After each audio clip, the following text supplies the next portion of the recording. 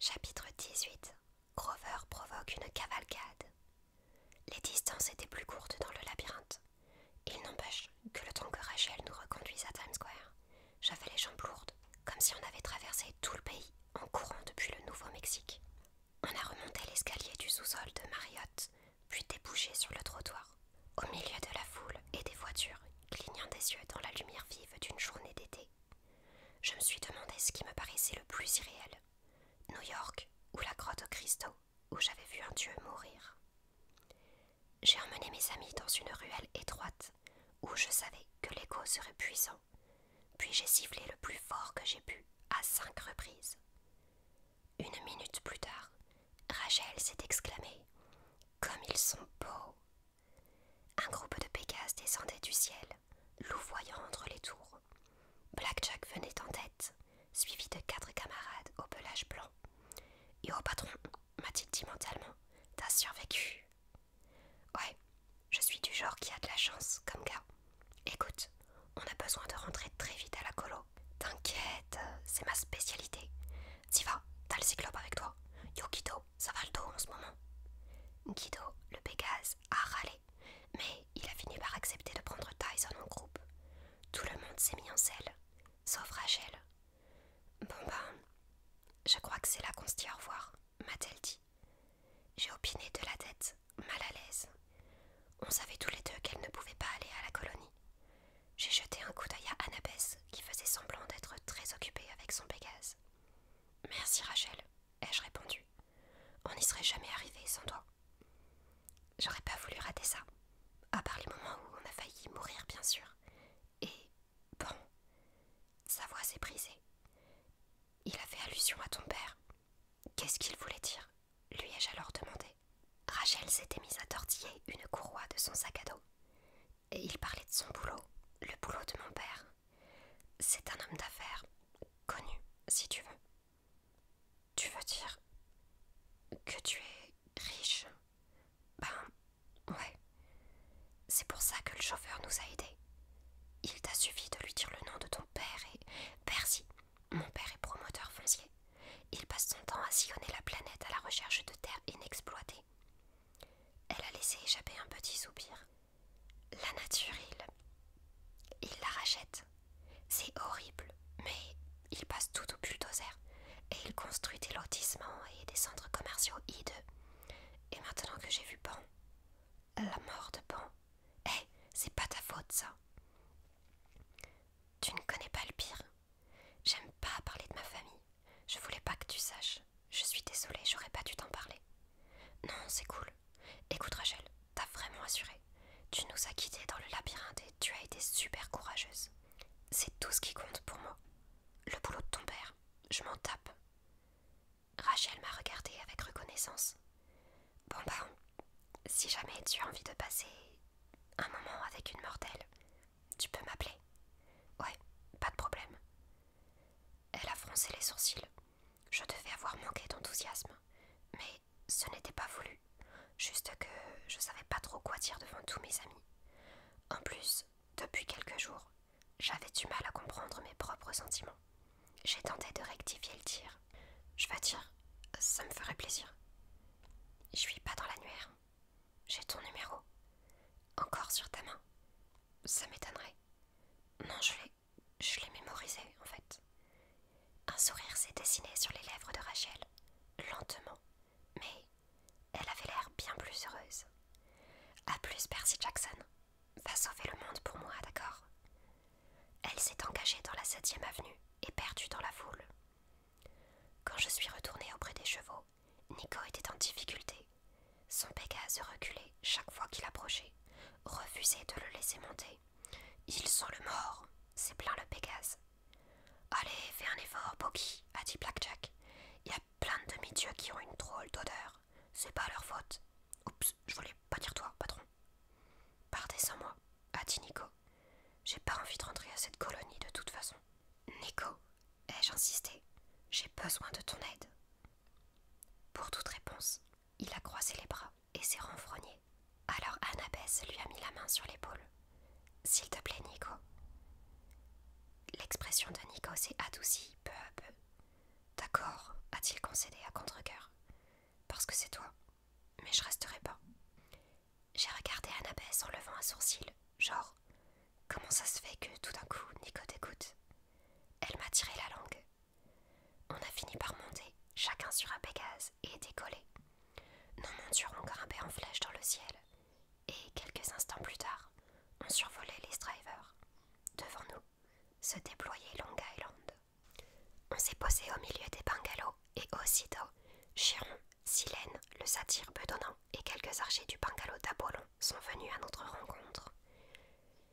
Chiron a haussé un sourcil en voyant Nico, mais si je m'attendais à ce qu'il soit surpris par les nouvelles qu'on apportait sur Quintus, qui était en fait Dédale, ou sur Chronos qui se réveillait, j'en étais pour mes frais. C'est ce que je redoutais, a dit Chiron. Il faut qu'on se dépêche. Avec un peu de chance, vous avez ralenti le seigneur des titans. Mais ça ne va pas empêcher son avant-garde d'arriver. Elle sera assoiffée de sang. La plupart de nos défenseurs sont déjà à leur poste. Venez. Un instant, a dit Silène, et la quête de Pan. Tu as presque 3 semaines de retard, Grover Underwood. Nous te retirons ton permis de chercheur. Grover a pris une grande inspiration. Il a redressé le dos et regardé Silène droit dans les yeux. Les permis de chercheur n'ont plus d'importance. Le grand dieu Pan est mort. Il a trépassé et nous a légué son esprit. Quoi? Silène s'est empourprée. Mensonge et sacrilège. Grover Underwood, je te ferai exiler pour ces paroles. Il dit vrai, suis-je intervenu. Nous étions présents à sa mort, nous tous. Impossible, vous êtes tous des menteurs, des ennemis de la nature. Chiron, qui scrutait attentivement Grover, a dit « Nous en parlerons plus tard. »« Nous en parlerons maintenant, » s'est écrié Silène. « Nous devons régler ce... Silène, ma colonie est attaquée. L'affaire de Pan attend depuis 2000 ans. J'ai peur qu'elle doive attendre encore un peu. À supposer que nous soyons encore là ce soir. » Sur cette note optimiste, il a bandé son arc et il est parti vers les bois au grand galop. Et on l'a suivi, aussi vite qu'on a pu. Je n'avais jamais vu d'opération militaire d'une telle envergure à la colonie. Tout le monde était dans la clairière, armé de pied en cap. Mais cette fois-ci, ce n'était pas pour jouer à capture l'étendard. Les Héphaïstos avaient disposé des pièges tout autour de l'entrée du labyrinthe pour repousser les assauts, du fil barbelé, des fosses pleines de feux grecs, des rangées de pics aiguisés. Beggendorf était aux commandes de 2 catapultes grosses comme des camionnettes, déjà chargées et pointées vers le point de Zeus. Les Arès étaient au front et s'organisaient en phalange sous les ordres de Clarisse. Les Apollons et les Hermès s'étaient répartis dans les bois, armés de leurs arcs. Beaucoup s'étaient postés en hauteur dans les arbres, même les Dryades avaient des arcs, et les satyres circulaient avec des gourdins et des boucliers d'écorce brute. Annabeth est allée rejoindre ses camarades du bungalow d'Athéna, qui avaient dressé une tente de commandement et dirigé les opérations. Une bannière grise portant l'image d'une chouette flottait devant la tente. Notre chef de la sécurité, Argos, menait la garde devant la porte. Les enfants d'Aphrodite couraient de l'un à l'autre, offrant de rajuster les armures et démêler les panaches en grains de cheval. Même les enfants de Dionysos avaient trouvé à s'occuper. Le dieu lui-même n'était pas là, mais ses 2 jumeaux blonds couraient dans tous les sens pour donner des bouteilles d'eau et de jus de fruits aux guerriers en sueur. Je trouvais qu'on avait l'air bien préparé, mais Chiron, qui était à côté de moi, a bougonné. Ça ne suffit pas. J'ai repensé à ce que j'avais vu dans le labyrinthe, à tous les monstres présents dans l'arène Dante, et au pouvoir de Chronos que j'avais senti sur le mont Dame. Mon cœur s'est serré. Chiron avait raison, mais on avait rassemblé toutes nos forces pour la première fois. J'ai regretté que Dionysos ne soit pas là. Cela dit, même présent, je ne savais pas ce qu'il aurait pu faire, car les dieux n'avaient pas le droit d'intervenir directement dans une guerre. Manifestement, les titans ne croyaient pas à ce genre d'interdiction. Un peu plus loin, à la lisière des bois, Grover parlait à Genièvre. Elle avait pris ses mains entre les siennes et l'écouter raconter son histoire. Des larmes vertes ont perlé à ses yeux quand il a annoncé la mort de Pan. Tyson était les Héphaïstos à préparer leur défense. Ils ramassaient des rochers et les empilaient à côté des catapultes. « Reste avec moi, Percy, » m'a dit Chiron. « Lorsque les combats commenceront, je veux que tu attendes qu'on ait pu évaluer la situation. Tu iras là où il y a le plus besoin de renfort. » J'ai vu Cronos, lui ai-je dit, encore sous le choc de cette rencontre. Je l'ai regardé dans les yeux. C'était Luc. Mais, en même temps, ce n'était pas lui. Chiron a passé la main sur le fil de son arbalète. Il avait les yeux dorés, j'imagine, et en sa présence, le temps semblait se liquéfier. J'ai hoché la tête avant de demander « Comment a-t-il pu prendre un corps de mortel ?» « Je l'ignore, Percy. Les dieux prennent des apparences de mortels depuis des éternités. Mais devenir réellement un humain, fusionner la forme divine avec un corps de mortel, je ne sais pas comment il a pu faire sans réduire le corps de Luc en cendres. Cronos a dit que son corps avait été préparé. Je frissonne à la pensée de ce que cela peut signifier. Mais cela diminuera peut-être le pouvoir de Cronos. Il est du moins, pour une période donnée, prisonnier d'un corps humain. C'est ce qui lui permet d'être entier. Espérons que cela le limite aussi. Chiron, si c'est lui qui dirige cette attaque, ça m'étonnerait, mon garçon. Je le sentirais s'il était dans les parages. Il en avait certainement l'intention, mais je pense que vous avez perturbé ses plans en lui démolissant sa salle du trône sur la tête. Il m'a lancé un regard lourd de reproches. Toi et ton ami Nico, fils d'Hadès. J'ai senti une boule se former dans ma gorge. Excuse-moi, Chiron. Je sais que j'aurais dû te le dire, c'est juste que... Chiron a levé une main. Je comprends pourquoi tu as agi comme tu l'as fait, Percy. Tu te sentais responsable. Tu voulais le protéger. Mais mon garçon, si nous voulons survivre, nous devons nous faire confiance. Nous devons... Sa voix s'est brisée. Le sol s'était mis à trembler. Tout le monde dans la clairière s'est immobilisé. Clarisse a lancé un seul ordre. Levez, bouclier. Et l'armée du Seigneur des Titans a jailli hors du labyrinthe. J'avais participé à de nombreux combats dans ma vie, mais là, il s'agissait d'une bataille d'envergure historique. La première chose que j'ai vue, ce fut 12 géants lestrégeons qui sortaient de terre en hurlant si fort que mes tympans ont failli éclater. Ils brandissaient des voitures aplaties en guise de boucliers, et leurs massues étaient faites de troncs d'arbres entiers, hérissés de piquants rouillés. L'un d'eux a attaqué la phalange d'Arès en rugissant, et d'un seul coup de massue latérale, fauché toute la formation. 12 guerriers, balayés comme des poupées de chiffon. Feu! A crié Beckendorf. Les catapultes sont rentrées en action. 2 rogers se sont propulsés vers les géants. Le premier a ricoché contre une voiture bouclier qu'il a à peine cabossée, tandis que le second frappait un lestrégeon en pleine poitrine. Le géant s'est écroulé. Les archers d'Apollon se sont mis à décocher des flèches. Des volées de flèches qui allaient se figer par dizaines dans les épaisses armures des géants, telles des piquants de porc-épic. Certaines se sont plantées dans les défauts de cuirasse, et quelques géants ont été pulvérisés au contact du bronze céleste. Mais juste au moment où on croyait venir à bout des lestrégeons, le labyrinthe a vomi une nouvelle vague d'assaillants. 30, peut-être même 40 dracaïnas en armure, maniant des lances et des filets. Elles se sont dispersées dans toutes les directions. Certaines ont succombé au piège des Héphaïstos. L'une s'est emballée sur les pics, ce qui en a fait une cible facile pour les archers. Une autre a embrasé des flacons de feu grec en marchant sur un fil de détente. Et les flammes vertes ont dévoré plusieurs femmes serpents. Mais celles-ci continuaient d'affluer en grand nombre. Argos et les guerriers d'Athéna se ruaient à leur assaut. J'ai vu Anabès dégainer son épée et attaquer une dracaïna. À quelques pas d'eux, Tyson s'en prenait à un géant.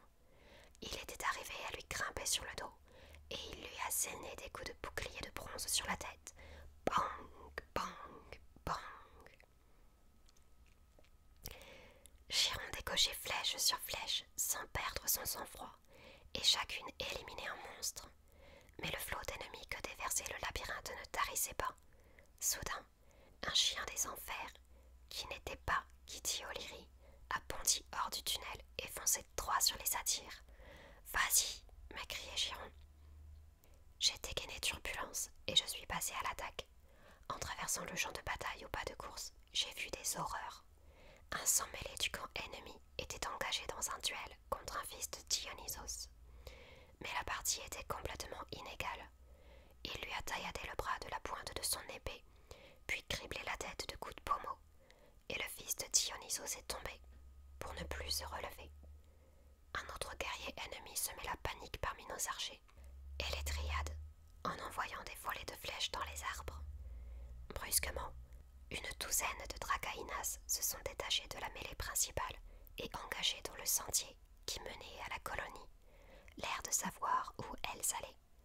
Si elles y parvenaient, elles pouvaient mettre le feu à tout le bâtiment, sans rencontrer aucune résistance. La seule personne qui était relativement près était Nico. Il a pourfendu un Delgine d'un coup d'épée, et sa lame en acier noir du Styx a absorbé l'essence du monstre, bu son énergie, jusqu'à ce qu'il n'en reste que de la poussière. « Nico !» ai-je crié. Il a regardé dans la direction que je pointais du doigt, vu les femmes serpents, et tout de suite compris. Après une grande inspiration, il a levé son épée noire et ordonné « Servez-moi !» Le sol a tremblé. Une fissure s'est ouverte devant les dracaïnas, et une douzaine de morts vivants sont sortis de terre. D'horribles cadavres en uniforme militaire de toutes les périodes historiques, des soldats nordistes, des centurions romains, des officiers de l'armée de Napoléon montés sur des squelettes de chevaux. Nico est tombé à genoux, mais je n'avais pas le temps d'aller voir. Je me suis rapproché du chien des enfers, qui a acculé les satyres vers le bois. Le veau va donner un coup de croc vers un des satyres qui l'a esquivé de justesse, mais il en a alors attaqué un autre, qui s'est montré trop lent. Son bouclier d'écorce s'est brisé dans sa chute. « Hé !» ai-je hurlé. Le chien des enfers a fait volte-face. Il a dégarni les crocs et s'est jeté sur moi. Il allait me tailler en pièces, mais quand je suis tombée en arrière, ma main s'est refermée sur un bocal en céramique. Une des bombes à feu grec de Beggendorf. Je l'ai jetée dans la gueule du chien des enfers, et la créature est partie en flammes. Je me suis relevée, en titubant, le souffle court. Le satyre qui avait été terrassé par le chien des enfers ne bougeait plus. Je courais dans sa direction, quand j'ai entendu la voix de Grover. « Percy !» Un feu de forêt s'était déclenché. Les flammes faisaient rage, à moins de 3 mètres de l'arbre de Genièvre, et Grover et Genièvre tentaient désespérément de le sauver. Grover jouait un chant de pluie sur sa flûte de pan, tandis que Genièvre essayait d'étouffer les flammes avec son châle vert. Mais tout ça ne faisait qu'empirer les choses. J'ai couru à leur rescousse en traversant le champ de bataille, longeant des tuiles, me faufilant entre des jambes de géants. L'eau la plus proche était la rivière, à 800 mètres de là. Mais il fallait que je fasse quelque chose. Je me suis concentrée. J'ai senti une forte traction dans mon ventre, un grondement dans mes oreilles, et un mur d'eau s'est avancé entre les arbres et abattu d'un coup. Il a éteint le feu et trempé Grover, Genièvre et tout ce qui les entourait. « Merci, Percy », a bafouillé Grover en recrachant de l'eau. « Pas de quoi ?» Je suis repartie en courant vers les combats, et Grover et Genièvre m'ont suivi. Grover tenait une massue à la main, et Genièvre une baguette qui ressemblait à un fouet d'autrefois. Elle avait l'air très en colère, comme si elle allait coller une bonne raclée à quelqu'un. Au moment où la bataille semblait s'équilibrer de nouveau, où je me disais qu'on avait peut-être une chance de l'emporter, un cri surnaturel a jailli du labyrinthe. C'était un son que j'avais déjà entendu. Combé s'est projeté dans le ciel, ses ailes de chauve-souris déployées sur toute leur envergure.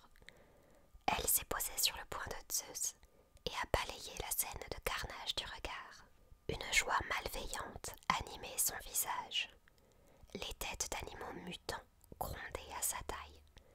Les serpents sifflaient et grouillaient autour de ses jambes.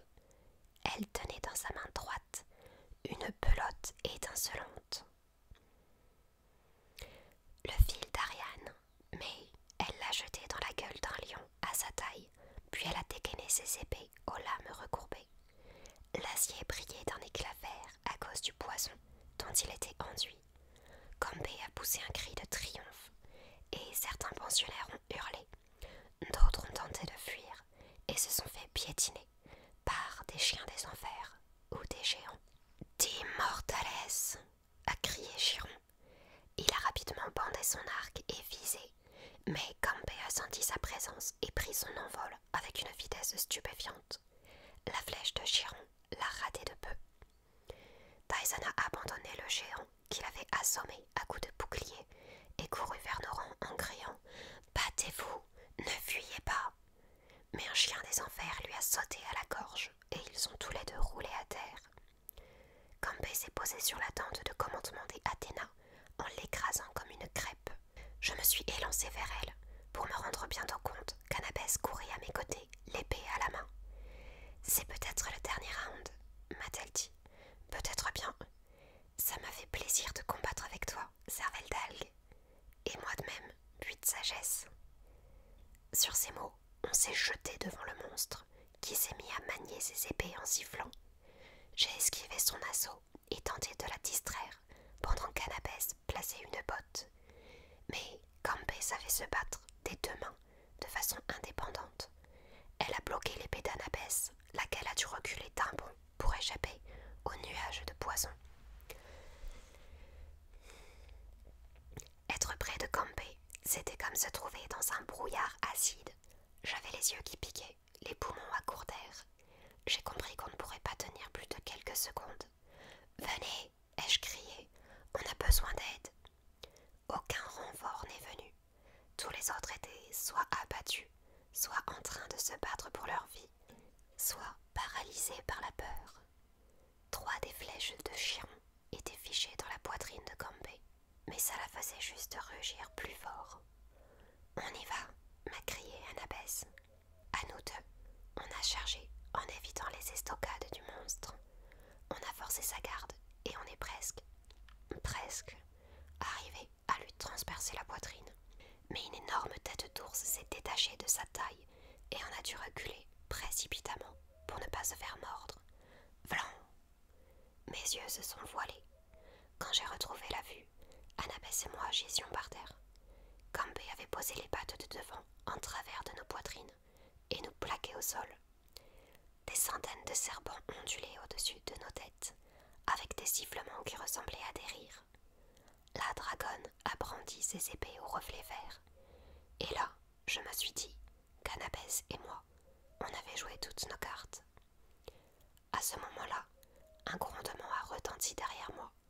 Un mur d'obscurité s'est abattu sur Kambé et l'a renversé sur le flanc. Kitty O'Leary était au-dessus de nous et en décousait avec le monstre. « Bien joué, ma belle !» a dit une voix familière. Dédale émergeait du labyrinthe et se frayait un chemin vers nous à coups d'épée, pourfendant des ennemis à chaque pas. Il n'était pas seul. À ses côtés avançait un géant à la silhouette familière, bien plus grand que les Lestrigeons, aux 100 bras tentaculaires qui balançaient chacun une grosse pierre au creux de la main. « Briaré !» a crié Tyson stupéfait. « Salut à toi, petit frère !» a tonné Briaré. « Tiens bon !» Et comme Kitty O'Leary s'écartait de la trajectoire, l'être aux 100 mains a envoyé une volée de rochers contre Kambé. Les pierres semblaient prendre du volume en quittant les mains de Briaré. Il y en avait tant qu'on aurait cru que la moitié de la terre avait appris à voler. Boum, boum, boum, boum. À la place qu'occupait Kambé quelques instants plus tôt, se dressait maintenant un monticule de pierres, presque aussi haut que le poing de Zeus. La seule trace de l'existence du monstre étaient les 2 pointes d'épée verte qui dépassaient entre les rochers. Une clameur est montée des rangs des pensionnaires, mais nos ennemis n'étaient pas encore anéantis. « Tuez-les !» a crié Indracaïna. « Tuez-les tous, sinon Chronos vous fera écorcher vif. » Apparemment, Cette menace était plus effrayante que nous, car les géants ont chargé dans une ultime tentative. L'un d'eux a attaqué Chiron par surprise, en lui fauchant les pattes arrière. Chiron a chancelé, puis s'est affaissé. 6 autres géants se sont rués vers lui, en poussant des cris de liesse. « Non !» ai-je hurlé, mais j'étais trop loin pour agir. C'est alors que c'est arrivé. Grover a ouvert la bouche, et le son le plus effrayant que j'ai entendu de ma vie en a jailli. Imaginez le hurlement d'une trompette amplifié 1000 fois, le son de la peur à l'état pur. Comme un seul homme, les soldats de Chronos ont lâché leurs armes et pris la fuite. Les géants ont piétiné les Dracaïnas en essayant de rentrer les premiers dans le labyrinthe. Les Telchines, les chiens des enfers et les sans-mêlés ennemis s'y sont engouffrés à leur suite. Le tunnel s'est refermé avec un grondement. La bataille était finie. Le silence est tombé sur la clairière, troublé seulement par les feux qui crépitaient dans les bois et les cris des blessés. J'ai aidé Annabeth à se relever et on a couru auprès de Chiron. « Comment te sens-tu » lui ai-je demandé. Il gisait sur le côté et tentait vainement de se lever. « Comme c'est embarrassant, a-t-il grommelé. Je crois que ça va aller. Heureusement qu'on n'a pas les centaures aux pattes cassées. Tu as besoin de soins, a dit Annabeth. Je vais aller chercher un médecin chez les Apollon. Pas question, a déclaré Chiron. Il y a des blessés plus graves qu'il faut soigner d'abord. Allez-y, ne vous inquiétez pas pour moi. Mais, Grover, il faudra qu'on parle de ce que tu as fait. C'était formidable, ai-je renchéri. Grover a rougi. Je ne sais pas d'où c'est venu, a-t-il dit. Moi si, s'est exclamé Genièvre qui l'a serré fort dans ses bras. Avant qu'elle puisse nous en dire davantage, Tyson a crié « Percy, viens vite, c'est Nico !» Ses vêtements noirs fumaient, ses doigts étaient contractés, et l'herbe tout autour de son corps avait dépéri et jauni. Je l'ai retourné aussi délicatement que j'ai pu, et j'ai posé la main sur sa poitrine. Son cœur battait faiblement. « Apportez du nectar !» ai-je crié. Un des Arès s'est approché en boitillant et m'a tendu une gourde. J'ai fait couler un peu de breuvage magique entre les lèvres de Nico. Il a toussé et crachoté, mais il a rouvert les yeux. « Nico, qu'est-ce qui s'est passé? Tu peux parler ?» Il a hoché la tête avec effort. « J'avais jamais essayé d'en invoquer autant. Ça va aller. » On l'a aidé à s'asseoir et on lui a fait boire encore un peu de nectar. Il nous a tous regardés, tour à tour, en battant des paupières, comme s'il avait du mal à nous remettre. Puis son regard s'est arrêté sur quelqu'un qui se tenait derrière moi. « Dédale, a-t-il dit d'une voix rauque. « Oui, mon garçon, a répondu l'inventeur. J'ai commis une très grave erreur. Je suis venu la réparer. » Dédale avait quelques balafres d'où s'échappait de l'huile jaune, mais il était en meilleur état que la majorité d'entre nous. Visiblement, son corps d'automate cicatrisait rapidement. Kitty O'Leary derrière lui léchait les plaies sur la tête de son maître, de sorte que les cheveux de Dédale se dressaient de façon assez comique. Briaré se tenait à côté de lui, entouré d'un groupe de satyres et de pensionnaires admiratifs. Il avait l'air un peu intimidé, mais ça ne l'empêchait pas de signer des autographes sur des armures, des boucliers, des t-shirts. J'ai rencontré l'être aux 100 mains en traversant le labyrinthe, a expliqué Dédale. Apparemment, il avait eu la même idée que moi, venir vous prêter main forte. Mais il s'était perdu, alors on a fait équipe. On est venus tous les deux pour réparer nos torts. Tyson était tellement content qu'il sautait sur place. « Ouais, Briaré, je savais que tu viendrais. »« Moi, je ne le savais pas, » a-t-il à trop sans main. « Mais tu m'as rappelé qui j'étais. Cyclope, c'est toi le héros. » Tyson a rougi et je lui ai donné une tape dans le dos. « Je sais ça depuis longtemps, ai-je dit. Mais Dédale,